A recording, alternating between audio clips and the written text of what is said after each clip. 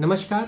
Viral fever इस मौसम में बहुत आम है, यानी छींक आना, आंखों में से पानी आना, लगातार आपको गर्माहट महसूस होना, बॉडी का गर्म हो जाना और टेम्परेचर आपने देखा तो कई बार टेम्परेचर होता भी नहीं है। इसके साथ साथ आपको दिखेगा कि हम असहज बहुत महसूस कर रहे हैं, थकान, सुस्ती, कमजोरी हो गया, पहले जितना मैं कार्य कर पाता था उतना नहीं कर पाता। इसके साथ साथ बदन में अकड़न जकड़न की तरह माइल्ड पेन हो सकता है।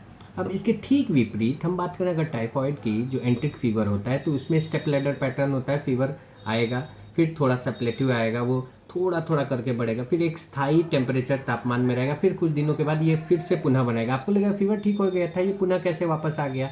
इसके साथ साथ बहुत तेज़ दर्द होता है बदन में, उल्टी या हूल की तरह लग सकता है आपको। बहुत बार इसे बोला गया है एंट्रिक फीवर, और इसका जो मेन ओरिजिन होता है वो सैल्मोनेला टाइफी इन्फेक्शन की वजह से होता है। ज़्यादातर गैस्ट्रोइंटेस्टिनल ट्रैक्ट में भी ये इन्फेक्शन फैलता है, जिसका फ़र्क पड़ता है कि आपको नोसिएट यानी हूल की तरह आना, उल्टियाँ हो जाना, बहुत ज़्यादा अपच की समस्या होना, अत्यधिक ब्लोटिंग की समस्या होना, और कई बार ऐसा जो पैटर्न मैंने बताया कि बुखार होगा, फिर स्थिर हो जाएगा, फिर कुछ कुछ दिनों के बाद, कुछ घंटों के बाद फिर से ये वापस चढ़ने लगेगा।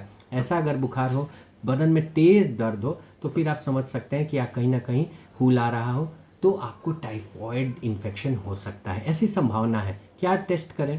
अगर टाइफॉइड इन्फेक्शन है तो टाइफी.IgG IgM एक व्यापक टेस्ट है, एंटीबॉडी टेस्ट है, ये कर सकते हैं। Blood culture standard gold standard test है, जिसको करा करके जान सकते हैं कि कहीं सैल्मोनेला टाइफी इन्फेक्शन तो नहीं है।